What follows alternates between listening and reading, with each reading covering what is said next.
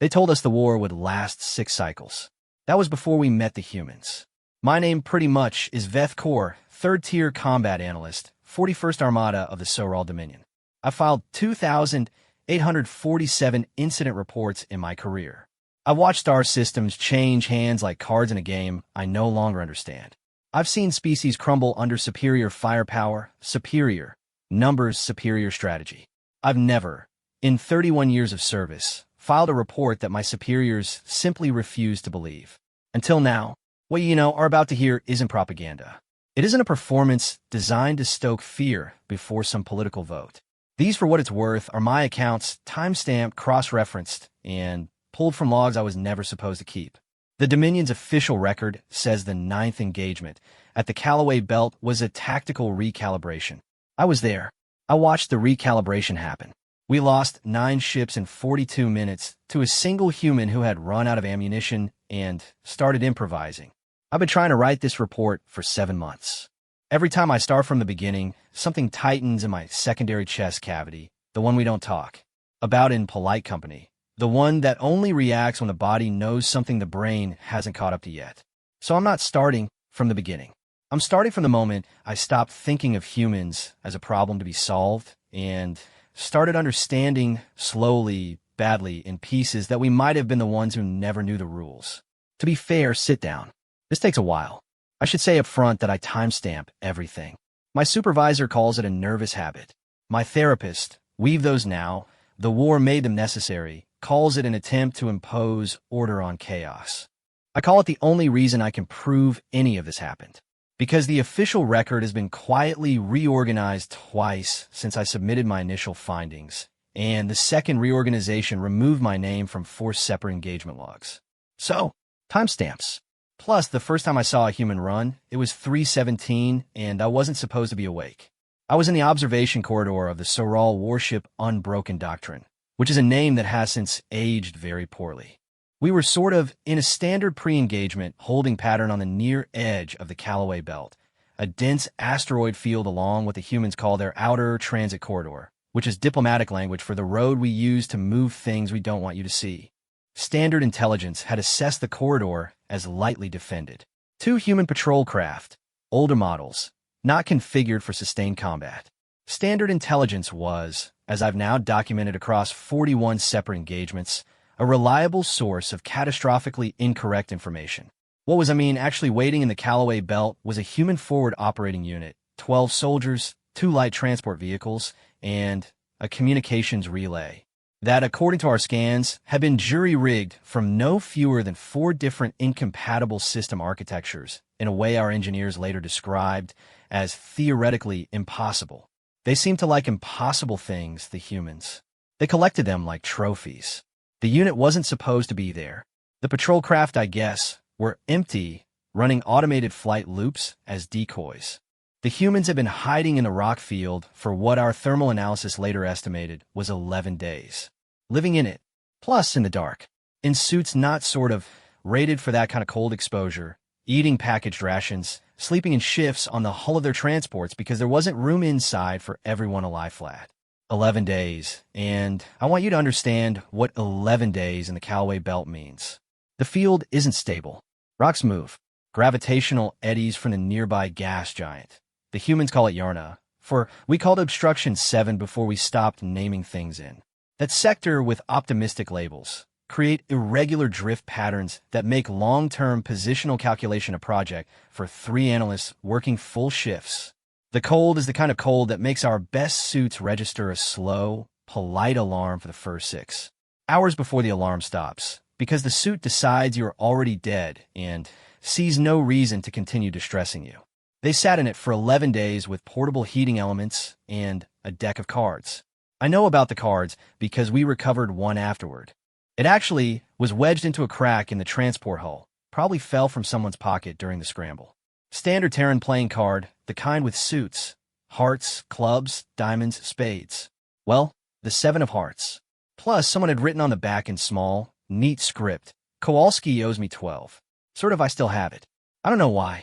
The engagement itself lasted 44 minutes, and I watched the whole thing from the observation corridor because I'd woken early with a headache. We Soral get them when pressure systems change, and the ship's internal barometric calibration was drifting, which I'd filed a maintenance complaint about 6 days prior, complaint number 7841, status unresolved, and I taken my headache to the observation corridor because the viewports there have a slight amber tint that my ocular membranes find soothing. I was trying to relax. The honestly human forward unit hit us at 3:17. Not with weapons. Not immediately. They hit us with the communications relay. What it did, technically, is something I'll explain in a moment, but what I saw first, what made me press my face against the amber viewport and stop thinking about my headache entirely, was a human running across the exterior surface of one of their transports in partial vacuum.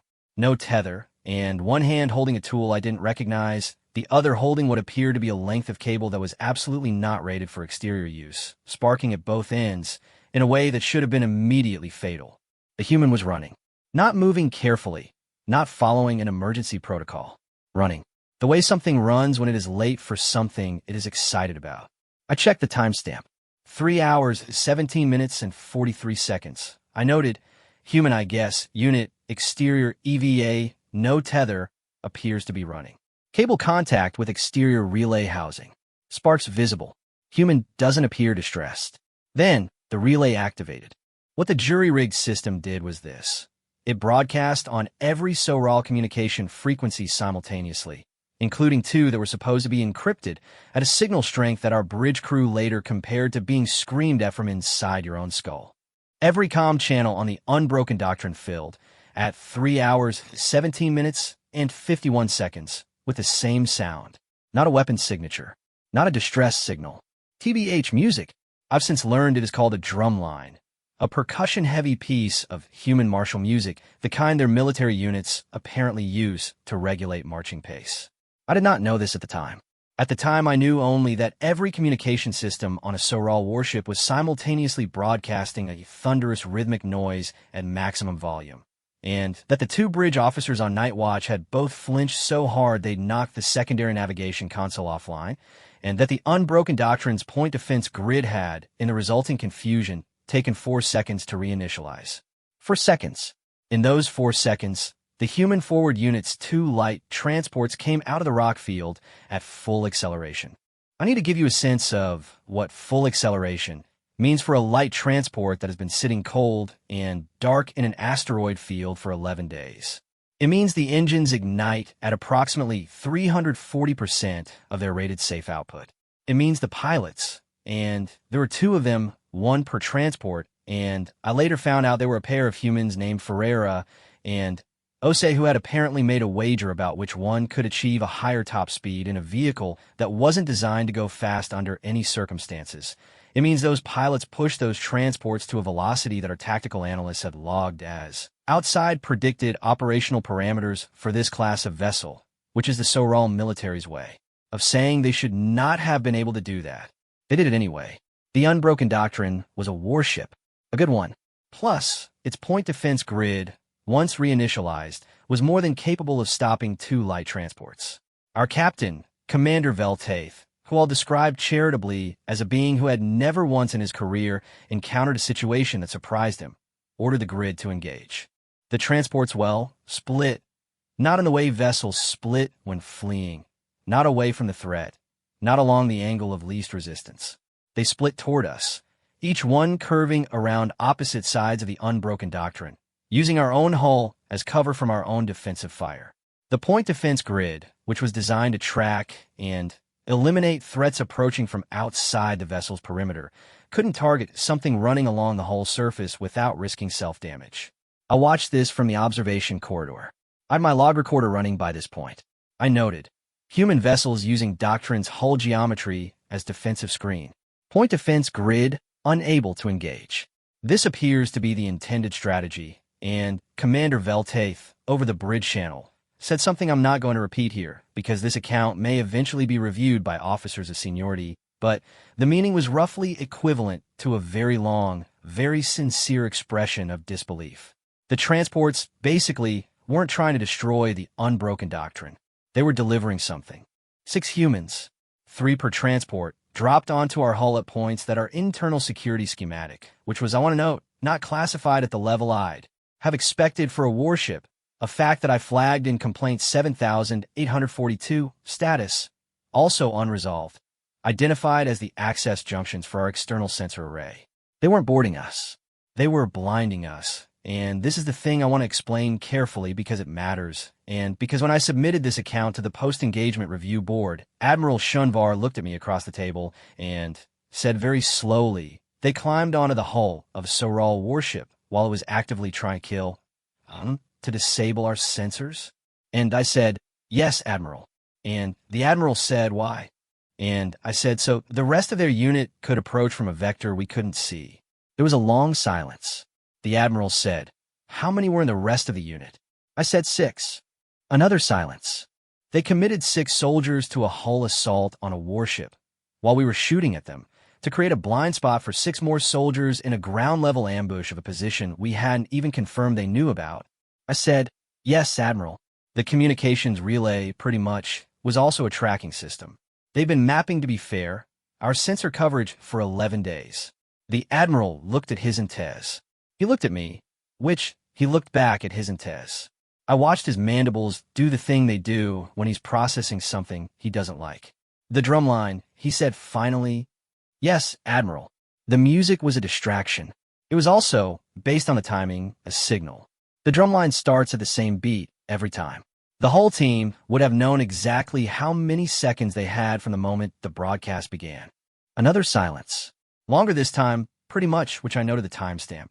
9 hours, 42 minutes, and 17 seconds. It is relevant to note that at this point in the debrief, I was already on my 3rd request to have my original incident report reinstated in its unedited form, and I was already aware that the official record was going to describe this engagement differently than I'd witnessed it. The Admiral's expression, the very specific set of his secondary jaw that meant this. Information is inconvenient, told me everything I needed to know about how the Unbroken Doctrine's first contact with a human forward unit was going to be characterized in the official annals of the Soral 41st Armada. Tactical recalibration, I said. The Admiral looked at me. I think, what? Nothing, Admiral. Just timestamping. He dismissed me shortly after. I went back to my quarters and sat with my log recorder and thought about the human running on the hull of a transport in partial vacuum with a sparking cable, and I thought about 11 days in the cold, and I thought about the 7 of hearts in my pocket and the small, neat handwriting that said Kowalski owes me 12, and I tried to build a category in my head that fit all of these things together. I didn't have one in the Soral intelligence taxonomy, and I'm a taxonomist by training, which is why I ended up in analytics, which is why I was on a warship at 317 watching things I'd no framework for. There are 6 categories of opposition. Each category describes a type of threat based on its primary strategic characteristic: numerical, technological, territorial, chemical, psychological, or attrition. The categories have been in use for 400 cycles. Every species the Dominion has ever engaged has fit comfortably into one or more of them. I spent 2 hours trying to file the human forward unit. Numerical. They were 12 against a warship crew of 300. No. Technological. Their tech was older than ours, mismatched, jury-rigged. No. Plus, territorial. They were operating far from any human-held position. No. Chemical. Irrelevant. And psychological. The drumline, the unexpected behavior, the hull run. Maybe, but only as a component. Attrition. They weren't trying to destroy us. They made us back off, made us cautious, bought time and information. That was the objective, and I sat with that for a while. Then I opened a new category in my personal taxonomic log. I called it Adaptive Composite, Resistance Variant. I described it as follows. Unit doesn't optimize for any single strategic vector. Appears to optimize instead for maintaining engagement on its own terms while degrading opponent's capacity to predict or contain it. Willingness to absorb risk per individual appears to be calibrated differently from Soral standard. Hypothesis. The individual may not be the unit's primary tactical resource. It was 5:33 by the time I finished writing. My headache was gone. I noted the timestamp. Force of habit. The 6 soldiers on our hull, The ones who blinded our sensors. They were recovered by their unit in the retreat, which wasn't a retreat so much as a very organized disappearance back into the asteroid field, because the humans had left a second relay beacon in the rocks and used it to fog our replacement sensor array for the 12 minutes it took them to collect their people and go. We found the beacon 3 days later, which it was attached to an asteroid with what our engineers identified as high-temperature bonding compound, a type used in deep space mining operations, rated for conditions well outside its normal application parameters. Someone had modified it, made it work somewhere it wasn't supposed to work. My engineer contact said, with the expression of a being experiencing a very specific kind of professional jealousy, they shouldn't have been able to bond anything to this surface. The thermal variance alone, I said, and yet. He said, and yet. We stood there for a moment. Kowalski, I said, not meaning to say it out loud. He looked at me. What? Nothing. And just, do you think the name Kowalski would typically belong to an engineer type or a combat type in human cultural contexts? He stared at me for a very long time. I noted the timestamp. Filed actually it under personal curiosity, relevance, unclear. That was the first engagement. There were others. But I want to stay here for a moment because this one, the drumline, the cold, the 11 days, the running, this one is the one that changed how I thought about the war. Not because it was the worst. It wasn't. By the time we reached the 9th engagement at the Callaway Belt, what happened with the unbroken doctrine barely registered as a footnote in my professional anxiety. But it was the first time I wrote a report and had a superior officer read it. And look at me the way the Admiral looked at me. Not with alarm, not with denial, but with that very particular expression I've come to recognize over 7 months of trying to make people understand what we are actually dealing with. It's the expression that means, I've understood you perfectly, and I don't want to. I've seen that expression a lot. I'm probably making it right now. The 7 of Hearts is still in my desk drawer. I haven't thrown it out. I've thought about why, sometimes late on shift when the headache's back and the barometric calibration is still drifting, they never did fix that. And I think the honest answer is that it is a piece of evidence. Not tactical evidence. Not anything I can put in, a complaint or a report or a post-engagement review. It is evidence that someone named Kowalski sat in the cold for 11 days and owed someone 12 of something and still got up and ran. I don't have a category for that yet. I'm still working on it. In log. Look, timestamp. 547 ship standard. Next entry. Cycle 7, day 211. The engagement I've titled in my personal records The Medic Problem. Official designation. Tactical Recalibration Event 4. You can already guess how I feel about that name. Personal log. Veth Corps, Combat Analyst, 41st Armada. Timestamp. Cycle 7, day 211, 2204 ship standard. Filed under Anomalous Behavioral Observations, Human Theater which cross-reference. Engagement logs, Callaway Belt, secondary phase.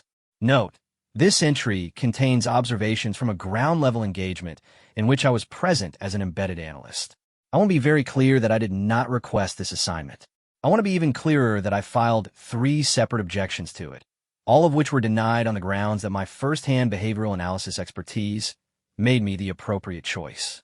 I want to be clearest of all that first-hand behavioral analysis expertise means I was the only analyst fool enough to have written a detailed report about humans instead of just logging them as category unknown and requesting a transfer. The ground team wasn't supposed to engage. I want to be precise about this because the official post-engagement report characterizes our ground team's contact with the human unit as an emergent tactical opportunity, which is the sort of so-raw military's way of describing something that happened against orders and then, because the results weren't entirely catastrophic, got retrospectively reframed as intentional. I've filed this under a personal category I call institutional memory, selective. What actually happened is that Subcommander Velpreth, younger brother of Commander Veltaith, which should have been a warning to everyone involved, including me, led a 12-unit ground survey team onto the transit station at Callaway Junction with explicit orders to conduct passive intelligence observation only. No contact, which no engagement. Document and withdraw. Velpreth lasted 40 minutes before he decided passive observation was for analysts and ordered his team to sweep the station's lower maintenance corridor, where our sensors had flagged 3 heat signatures that didn't match the station's automated maintenance schedule. Two of the heat signatures were environmental units. Heating elements, the portable kind. I recognized the thermal profile from 11 days earlier and said so in writing in a note transmitted to Velpreth at 2123 that read, "These are human bivouac signatures. Do not approach." Velpreth did not respond to my note. This was consistent with his general approach to intelligence analysis, which I'd characterize as receives information, files it under irrelevant, proceeds with original intention. The third heat signature was a human and one singular, sitting actually in a maintenance corridor, alone, in the dark, doing something with a piece of equipment that Velpreth's team couldn't immediately identify. When they swept the corridor with their lights, the human looked up, and here's where it gets complicated. The human wasn't armed, not visibly, what the human was doing, and this took me several minutes to process when I reviewed the helmet cam footage later, sitting in my small analyst bay with a cup of what the ship's galley insists on calling reconstituted grain beverage, and I insist on calling a genuine affront to the concept of flavor. What the human was doing was conducting field surgery.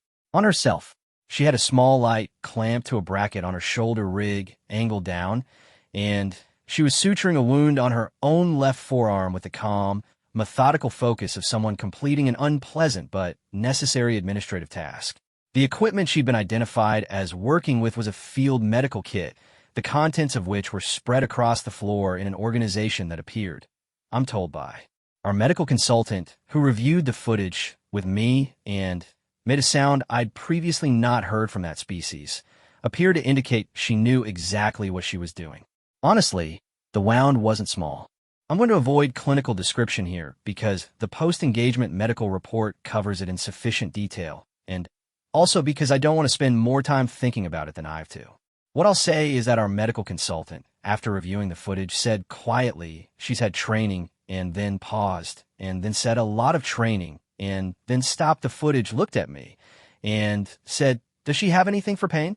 I checked the inventory of the medical kit, which we'd cataloged after recovering it. Topical antiseptic, set, plus a sealing agent rated for field conditions. A compression wrap, 3 tablets of something our pharmaceutical team hasn't identified yet. The consultant said the 3 tablets wouldn't cover this. I said no. We looked at the frozen image on the screen. Honestly, the human, the light, the kit, the expression on her face, which wasn't an expression of distress. It was, if I'm being precise, an expression of mild concentration, the kind I associate with filing a particularly complex incident report. The consultant said, she's done this before. I didn't answer. I noted the timestamp. When Velpreth's team entered the corridor, the human looked up, assessed them, and said, "This is from the translation unit, which I acknowledge is imperfect, but I've reviewed the audio 3 times and am confident in the rendering." She said, "Give me 2 minutes." Velpreth's team froze. 12 armed Soral soldiers in full combat configuration. And this human, sitting on a maintenance floor with a surgical needle in her hand and her own arm open, said, "Give me 2 minutes." Velpreth, I think, to his very limited credit, gave her the 2 minutes. Mostly because no one could figure out what the appropriate protocol was. She finished. She closed the kit. Plus, she wrapped the arm. She stood up, and she said, and this is the part that keeps coming back to me when I'm trying to sleep, not because it's dramatic, not because it's threatening, but because of how ordinary it was. She said, "I'm Reeves. To be fair, I'm a medic. Are any of you hurt?" Velpreth said, later, in the debrief, that he had not known how to respond to this question. I told him that was understandable. He said the problem wasn't that he couldn't think of an answer. The problem, was that he'd almost said yes because Private Velshawn had taken a bad step in the transport bay 2 days earlier and had been limping slightly and hadn't filed a medical report because he didn't want to be pulled from active duty, and for a fraction of a second Velpreth had almost told a human prisoner that one of his soldiers needed to see her because she had just finished treating her own wound in the dark and apparently had offers left over. He didn't. He ordered her detained instead. What followed was 4 hours that I've organized in my personal log under the heading, "Why Our Intelligence Models Don't Account for This." Reese, to be fair, did not attempt to escape. She did not give information about her unit when asked. She did not threaten, did not demand legal representation, did not display obvious fear. What she did, over 4 hours of interrogation conducted by Velpreth in a way that our own protocol manual would categorize as aggressive, was ask questions about us. Not tactical questions, not intelligence gathering, pretty much questions, or at least not questions we recognized as intelligence gathering, which I now suspect was the point. She asked what the lights in our quarters looked like because she'd been in the station's maintenance level for 4 days, and the lighting was off-spectrum, and she was getting headaches. She asked whether the food our units were carrying was better than what she'd had in the kit, because she'd been eating the same 3 ration flavors for a week, and while she wasn't complaining exactly, she was ready to eat something she'd never eaten before, even if it was alien and weird. She asked Velpreth, at one point, with what I can only describe as genuine professional curiosity, whether the Soral used closed or open wounds for their equivalent of suturing, because the method she'd been taught for closing wounds on non-human patients with different dermal properties was giving her trouble in field conditions, and she'd been improvising. Velpreth did not answer any of these questions. He was, by the end of the 4 hours, speaking to me instead of to his prisoner, in the specific panicked register of someone who has discovered that all their interrogation training assumed the subject would be trying to resist. I reviewed the footage of all 4 hours in my analyst bay with my grain beverage, which had gone cold, and I made a list in the taxonomy of interrogation, and I know interrogation taxonomy because it is adjacent to behavioral analysis, and I once did a 2-year cross-training assignment that I found very dull until this moment.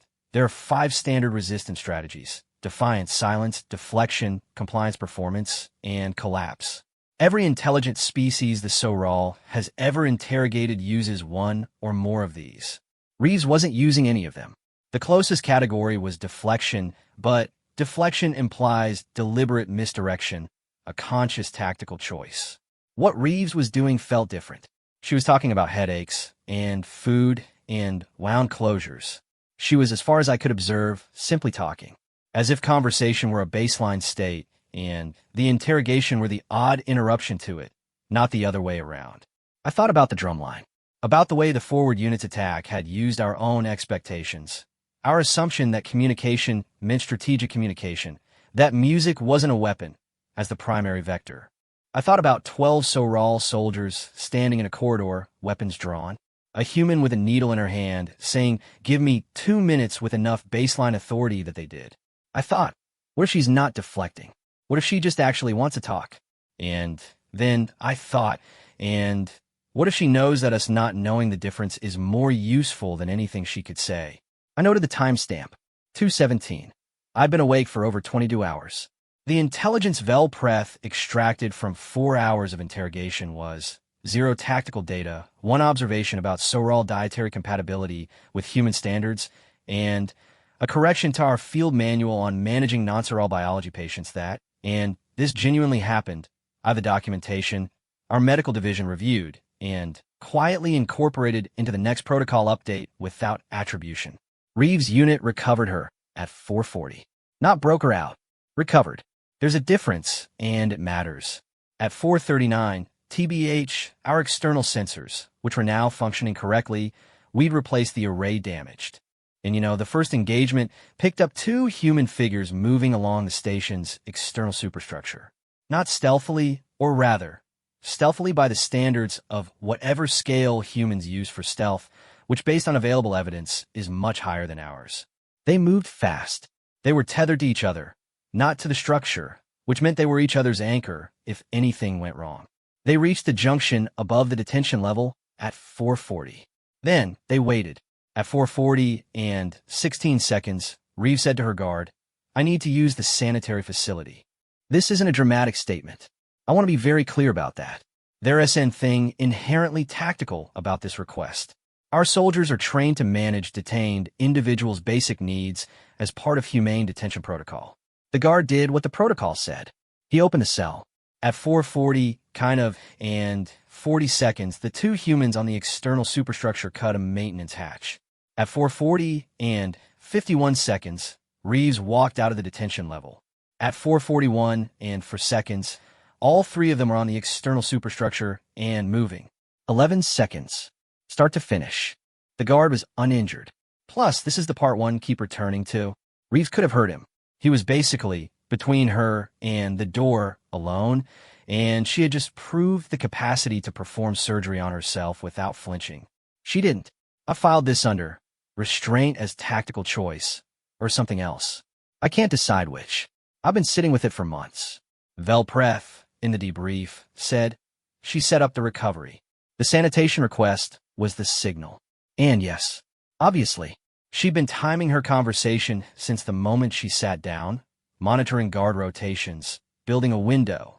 The entire 4 hours had been, in part, information gathering under our noses in plain sight, a human asking what the lights looked like, while cataloging every detail of the detention level's operational rhythm with the same calm she'd brought to suturing her own arm. But I don't think that's all it was. Because here's the thing I keep coming back to, the thing that doesn't fit the purely tactical reading, Reeves asked Velpreth, in the third hour, about a piece of Soral art that was on the wall of the interrogation room. It was a standard issue motivational print, a text rendering of the Dominion's second operational mandate, the one about perseverance through adversity. Every Soral military installation has them. Like nobody looks at them. They're furniture. Reeves looked at it for a long time and said, "What does that say?" Velpreth didn't answer. She said, "I'm asking because it looks like a different alphabet than the one on the station signage, and I'm trying to figure out if you've regional writing variations or if that's a formal register." She was, as far as I can tell, genuinely curious. It had no tactical value, which our linguistic division, when I mentioned this in passing, said that the observation was correct. The Dominion does use a formal register for official text that diverges from colloquial script, and that no non-Soral intelligence asset had ever independently noticed this from a single installation visit. Reeves noticed in 3 hours, in a detention room, while planning her own escape. I don't know how to file that. I have a category called Incidental Intelligence, Significance Unclear. For what it's worth, it's getting crowded. The headache came back at 5 o'clock. The barometric calibration was still drifting. I filed complaint 7856, status, unresolved.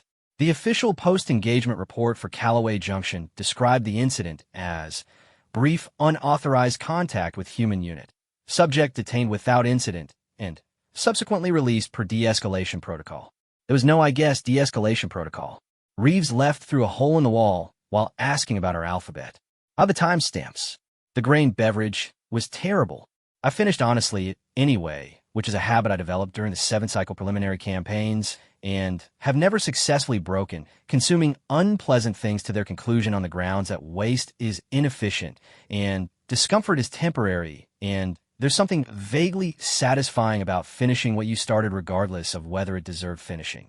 I thought about that for a while, which then I stopped thinking about it because the parallel was making me uncomfortable, and I'd 17 more reports to file, and the maintenance complaint about the barometric calibration was still unresolved, and it was almost 6 o'clock, and NT slept.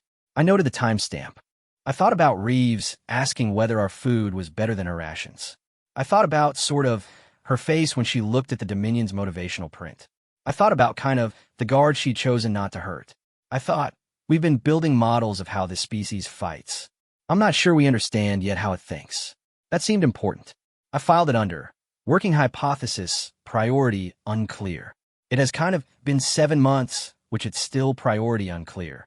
End log. Timestamp. 5:58 ship standard. Next entry. Cycle 7. Date 2/19. The engagement I've titled in my personal records, Ferreira's last known fuel budget. Official designation. Tactical recalibration event 7. I've stopped kind of being surprised by the naming convention. I've started keeping a separate count of recalibrations. We're at 41. I note this without comment. Personal log, Veth Corps, Combat Analyst, 41st Armada. Timestamp, Cycle 7, Date 2/19, 1431 Ship Standard. Filed look, under, Anomalous Behavioral Observations, Human Theater, plus cross-reference, Engagement Logs, Callaway Belt, Deep Phase. Personal note, Ivan T. slept more than 4 consecutive hours since day 204. I mentioned Thizina's complaint, but, as context, I want it on record that the following observations were made in a state of moderate sleep deprivation, because if they were made in full clarity, they're even more concerning than I think. There's a Soral word, Velthan, that describes the specific cognitive state of an analyst who has been looking at a problem so, long that the problem has started looking back. I've been Velthan for approximately 6 days when this particular entry begins. The Velthan state is considered, in Soral analytical culture, a professional hazard. Something like what happens when a navigator spends too long in deep field observation. The void starts to acquire shape, and the shapes start to acquire meaning, and the meaning may or may not correspond to anything real. It is the point at which pattern recognition, which is the analyst's primary tool, becomes something more like obsession. I know this. I've documented it in others. I'm documenting it now in myself for completeness, because if I'm wrong about any of this, I want a record that shows I considered the possibility. For what it's worth, don't think I'm wrong. Plus, on day, actually 219, we identified the human from the first engagement. The one who ran. It took imagery analysis, cross-referencing from 3 separate helmet cam recordings, and a physical identification match against the database our intelligence division maintains on confirmed human operatives in the Callaway Theater. The database is, at this point, a polite fiction. Most of its entries are blurry heat signatures. Estimated heights, but this one came back with a name and a file. Ferreira, L. Combat Pilot, Human Classification, Field Operative. Service Record, 14 active engagements. No confirmed kills. Plus, Mission Classification, classified above my clearance level, 3 entries. The note at the bottom of the file, which was added by a Soral intelligence officer whose name I recognize, whose reliability I'd rate as moderate, said, known to modify standard issue equipment. Recommend approach with caution if encountered in mechanical contexts. 14 engagements, no confirmed kills. I looked at that for a long time. A combat pilot with 14 engagements and no kills in a human tactical system isn't a pilot who can't hit things. I knew enough about human engagement doctrine by this point to know that a 0-kill record isn't the same as 0-effect record. It means something specific. I filed a query with our intelligence division and got back, after 3 days, an answer that I probably should have anticipated but still found somewhat difficult to absorb. Ferreira's classification in human records that our signals team had partially decoded wasn't combat pilot. It was interdiction specialist. Interdiction. Disruption without destruction. The goal isn't to kill. The goal, is to make you unable to do what you were going to do, preferably without you fully understanding what happened or who made it happen. To be fair, this is a specialty. Humans have a specialty for it, and I noted the timestamp. On day 219, Ferreira made contact with the 41st Armada for the 3rd time, and it was the 3rd time in 15 days that I watched a senior officer in a post-engagement debrief cycle through the 5 stages of being wrong so fast that they skipped stage 3 entirely and landed directly on stage 5, which in Soral emotional processing is technically called revised reality acceptance, and in practice looks like a being sitting very still, making no sound, while their secondary jaw works in small, irregular movements. Here is what happened.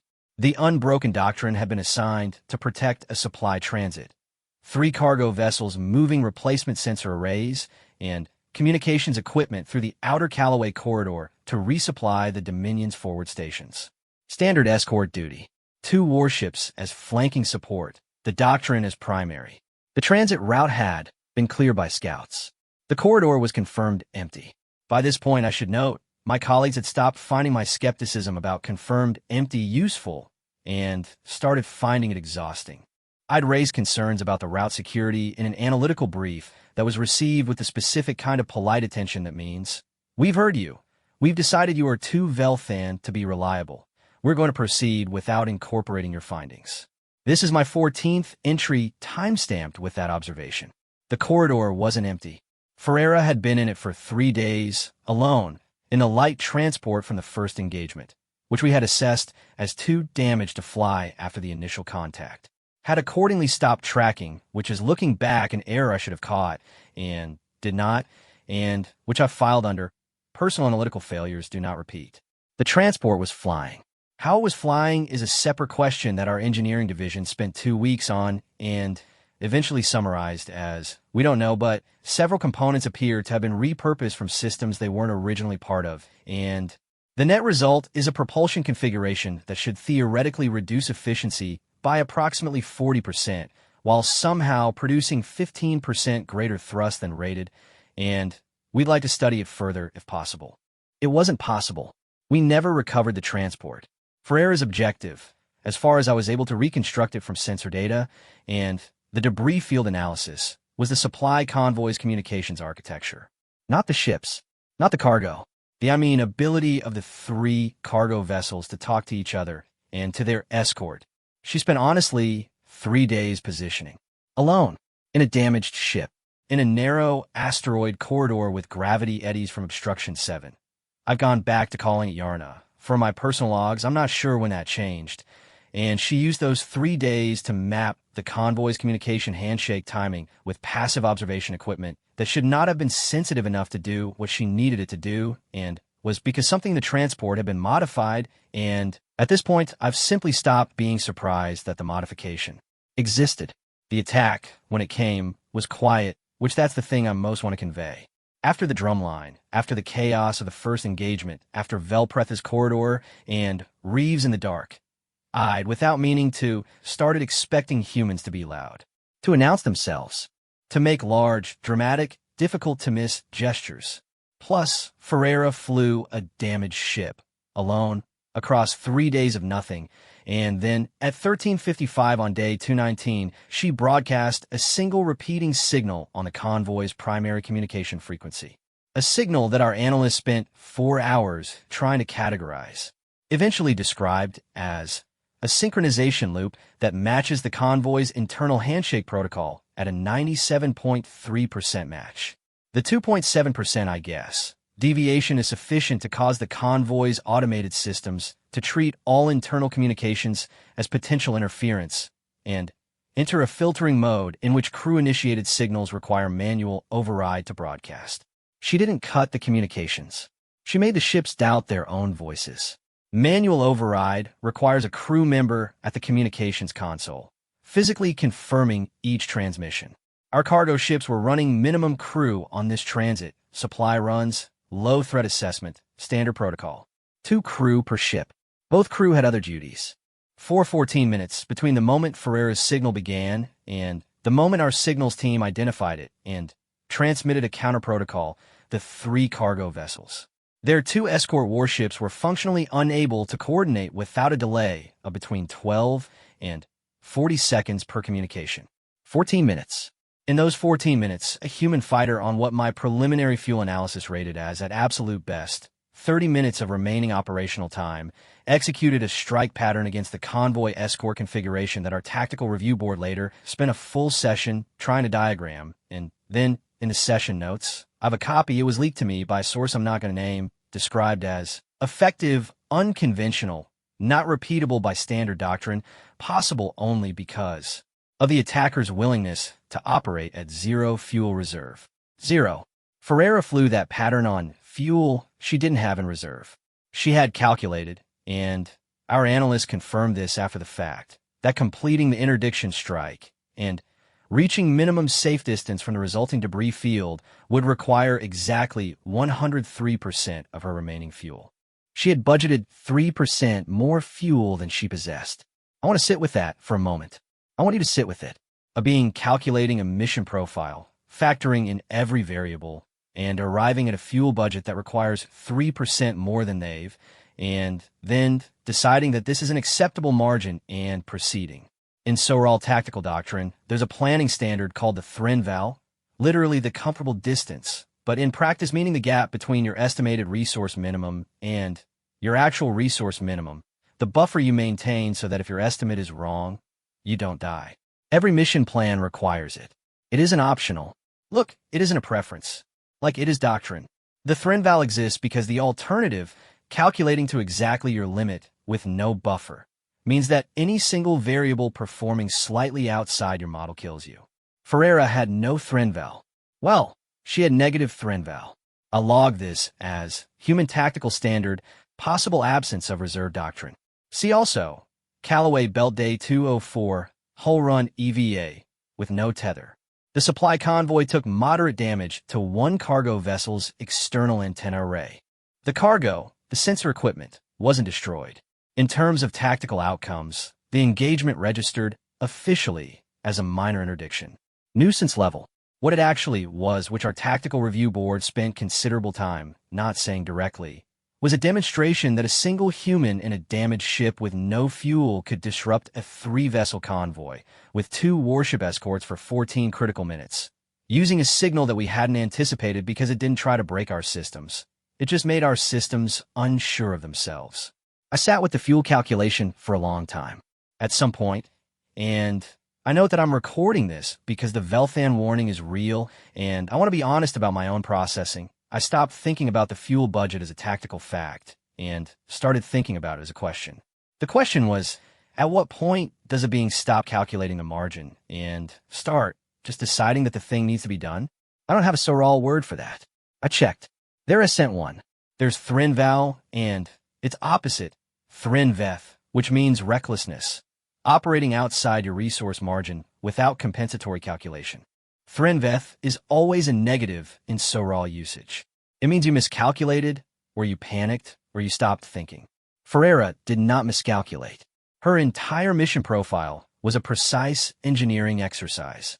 She had calculated to her limit and then passed it, not because she'd made an error, and because the mission required it, and so she had decided the margin didn't apply. That's not Thrinveth. I don't know what it is.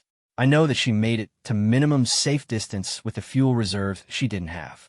I know this because our sensors tracked her transport for another 40 minutes after the engagement before the signal disappeared into deep field. I guess she didn't crash. She didn't drift. She left. One of the flanking warship's pilots in the debrief said she should have run out of fuel 20 minutes into that retreat.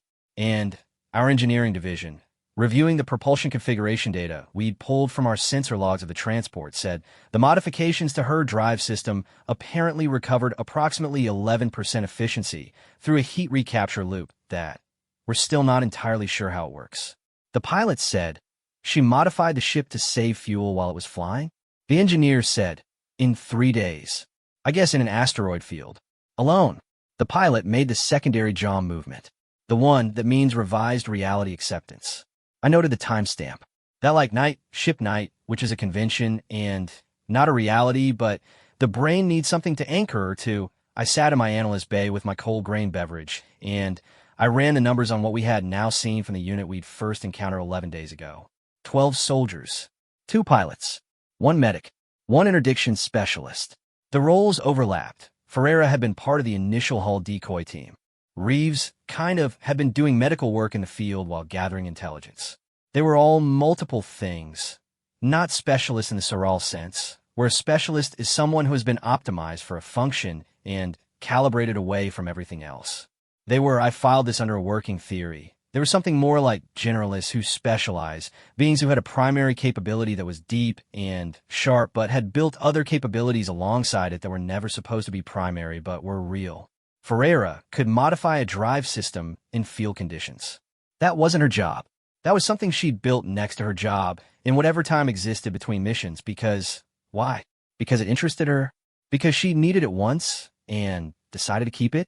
Because, her unit would need it someday, and she'd rather have the capability and not need it than not have it. I thought about Reeves noticing the Soral script register in a detention room while planning her escape. I thought about 12 people in the cold for 11 days with a deck of cards. I thought about the way the drumline had been both a weapon and a signal simultaneously, serving 2 functions at once, built into a single resource. The Velthan thing, the obsessive pattern recognition thing, said, they do this on purpose. Everything they do serves more than one purpose. They sort of build redundancy not into their systems, but into themselves. I don't know if that's true, and I don't know if I'm pattern matching correctly or if I'm a sleep-deprived analyst who has been staring at humans for 19 days and has started attributing intention to coincidence. What I know, I think, is the fuel budget. What I know is negative Thrinval, and no word for it in my language, and the transport disappearing into deep field on fuel it didn't have. What I know is that I've been meaning to request a transfer out of human theater behavioral analysis for 11 days, and I keep not filing the request, and when I examine why, I find something I don't have a category for yet, but that feels uncomfortably like the reason a navigator keeps staring into the void past the point where it's useful. The problem started looking back. I finished the grain beverage.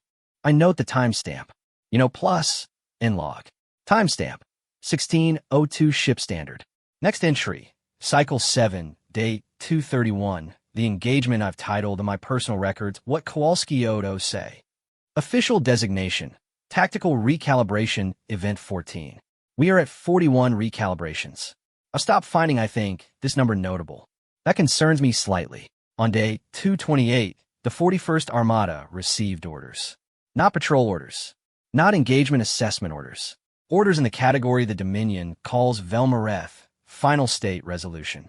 The human unit operating in the Callaway Theater was to be located and permanently neutralized.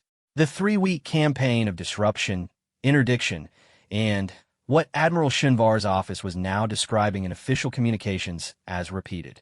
Tactical interference had exceeded the threshold at which the Dominion considers a minor irritant worth escalating to a commitment. I want to note that I'd filed, by day 228, a total of 33 analytical briefs suggesting that the unit's behavior pattern indicated it wasn't operating alone, that the disruptions were coordinated with a larger strategic framework we hadn't identified, and that eliminating the 12 visible operatives would not resolve the source of the interference. 33 briefs. I checked the status on all of them. Unresolved. Every one. The Velmareth order went out. 7 Soral vessels, full combat configuration, were assigned to sweep the Callaway Belt and transit corridor with the objective of finding and eliminating the human unit completely. Maximum asset commitment. The kind of response you give to a problem when you've decided to stop being proportionate about it and simply be sufficient. I wasn't in command of anything. I want to be clear about that. I was an analyst. My job was to sit in my analyst bay, drink the grain beverage, file reports, and wait. I sat in my analyst bay for 21 hours. Then, I went to the observation corridor. I've been trying to examine that decision honestly because I don't entirely understand it. The observation corridor isn't a strategically useful location during a combat sweep. I can access all relevant sensor data from my bay. There was no analytical reason to be in the corridor. The only thing the corridor offers that the bay doesn't is the amber-tinted viewport. I went to the viewport. 7 vessels swept the Callaway Belt for 19 hours. A monitored look, the sensor feeds from my personal unit. The belt was genuinely empty. The human unit's bivouac signatures, the portable heating elements I'd recognized on day 211, were gone. The modified communications relay was gone. The debris from, the damaged transport was present but cold, days old. The unit wasn't there.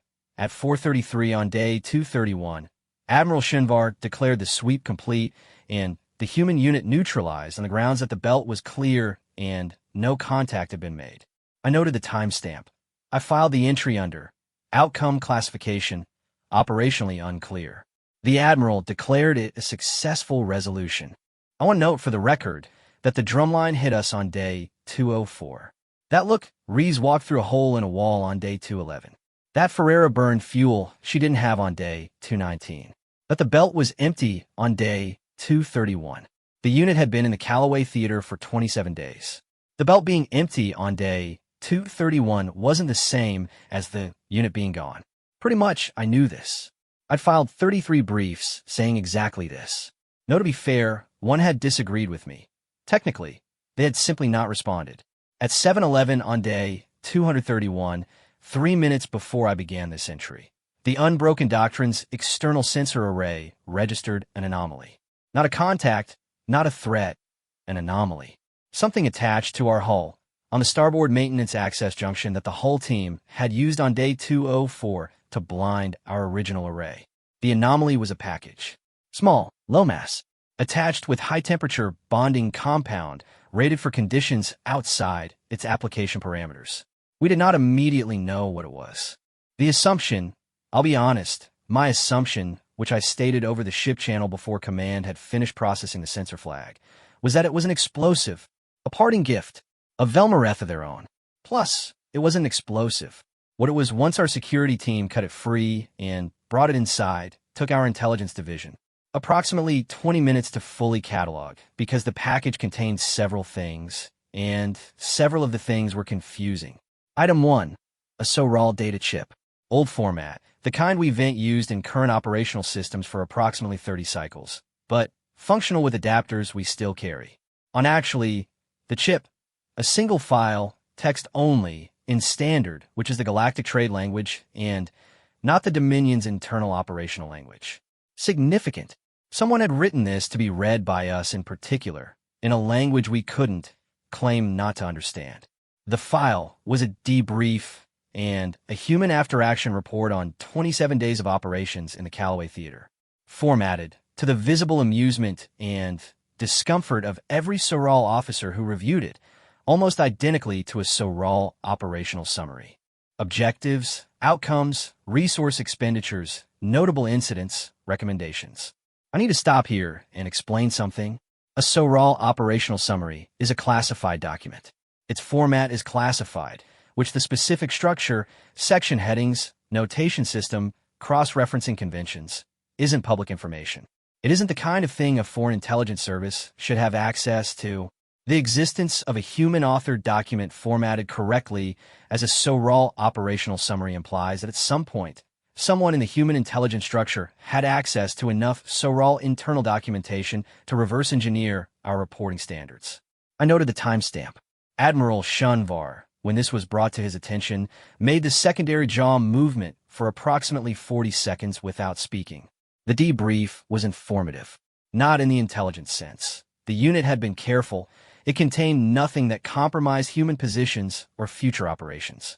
It was informative in the sense that it told us, with the flat precision of a formal document, what the unit had accomplished and what they thought of us. The objectives section listed the unit's actual mission parameters, which were, and this is the part that I think made Velpreth leave the room, not what we had assumed. We had assumed the unit was a disruption cell, tactical interference, resource denial, harassment. We had assumed this because that's what their visible operations looked like, and because it fit a known Soral category called Velketh, persistent destabilization. Their actual stated objective was intelligence collection on Soral behavioral response patterns under sustained low-intensity engagement. They were studying us. For 27 days, every engagement, every interaction, the drumline, the detention, the fuel budget, all of it had been simultaneously an operation and an observation. They were disrupting like us, yes, but the disruption was also a controlled test applying specific stimuli and documenting our responses. The drumline to test reaction time, the detention to observe interrogation protocol, and, more specifically, to observe whether our soldiers would follow humane detention standards under stress. The communications, honestly, interdiction to test how we manage coordination failure. Every engagement had been designed to produce information. The recommendations section at the end of the debrief was addressed directly by name to Admiral Shunvar and to me. The Admiral's recommendation, paraphrased, your fleet response protocols demonstrate institutional delay between observation and authorization that creates windows of approximately 12 to 45 seconds at the command level. This is a structural issue, not a personnel issue, and will recur. My recommendation, which I'm going to quote directly because I've read it 17 times and intend to read it 17 more. Your analyst is correct. File the briefs, I guess, unresolved less. The 33 reports since day 204 were accurate. He's Velthin, but he's not wrong. And they knew the Soral word for what I was. I sat with that for a while. Item 2 in the package, a paper card, standard Terran playing card, and the 2 of hearts. On the back, in the same small, neat handwriting as the 7 of hearts in my desk drawer. You kept the last one. Thought you pretty much might want to set. Signed, Osei. I held both cards for a while. The 7 and the 2. I thought about the small, neat handwriting.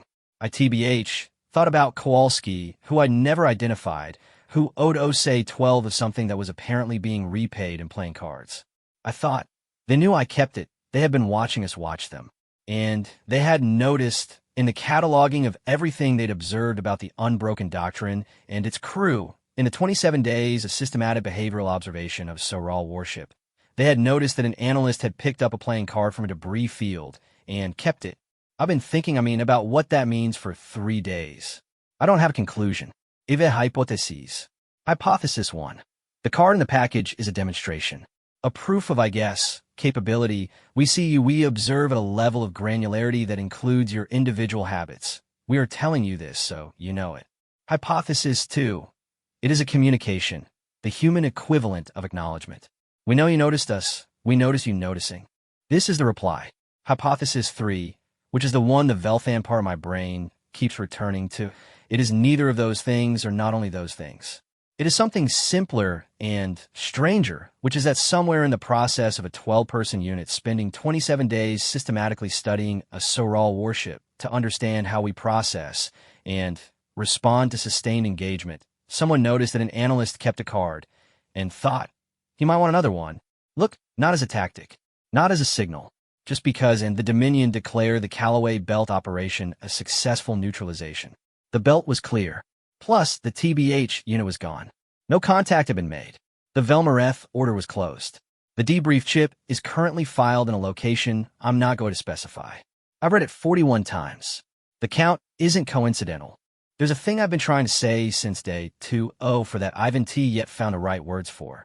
And I'm going to try to say it now, badly, because the attempt matters more than the precision.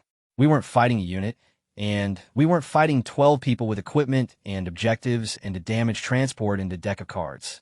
We were, without understanding it, in a relationship with them, and that relationship had rules they understood and we didn't, and the rules were something like, we will disrupt you. We will observe how you respond. And if you respond in ways that tell us something, we will file it accurately and credit you correctly. And if you notice us, we won't entice you noticing. They had a word for what I was doing. Kind of Velthan. They'd learned it from our documents. They'd used it in a formal report and gotten it right. I thought about Reeves asking about the alphabet. I thought about the writing on the 7 of Hearts. I thought, somewhere in their after-action review of 27 days in the cold and the dark and the negative fuel budget and the corridor with the surgical kit, someone wrote down that the analyst was Velthan, but not wrong, and someone else filed it. And someone else put 2 cards in a package and stuck them to our hull with mining compound and left. Not to hurt us. Not to threaten us. Not to demonstrate superiority. I don't have a word for it. They're sent 1 in my language. I checked. I've been working on a new category for my personal taxonomic log. I've been circling it for 7 months, getting closer, backing off, getting closer again. The category is an adaptive composite, resistance variant, which is what I call them on day 204. That's still accurate, but it's not sufficient. The category I've been building says, roughly, a species for whom conflict is also contact, and contact is also observation, and observation is also, in ways we don't have a framework for, relationship. A species that can't be in proximity to another species without beginning, on some level, to know them. And that once they know you, they file it. Accurately. With correct credit. And sometimes they, to be fair, leave you a playing card. I have 2 cards now. I don't know what Kowalski Odo say. I know that I owe someone a transfer request I've been putting off for 7 months, and a maintenance complaint that has been unresolved since day 204, and 33 analytical briefs that are still marked unresolved, but which the official record will eventually have to account for because I've timestamps on everything, and I intend to keep them. The barometric calibration is still drifting. Complaint 7,841, open, unresolved, and I note the timestamp, 903 ship standard. I put both cards in my desk drawer, the 7 and the 2, and I think about what Osei said. Thought you might want this set. A full Terran deck has 52 cards. I'm going to sit with that for a while. And log, timestamp, 903 ship standard. This, I guess, account contains 41 cross-referenced engagement reports, 33 analytical briefs, 14 formal complaints, and 2 playing cards. I'm submitting it in full to the Independent Review Board, outside the Dominion's standard filing chain, for reasons that should be clear from the contents. I'm also, keeping the timestamps. I've always kept the timestamps. Some things don't stop being true just because the official record has been reorganized. The unbroken doctrine, I think, left Callaway Theater on day 233. The belt was behind us. It did not feel, as we left, like something that was also behind them. Vethkor, 3rd Tier Combat Analyst, 41st Armada. Filed, day 231, 903. Submitted, your problem now.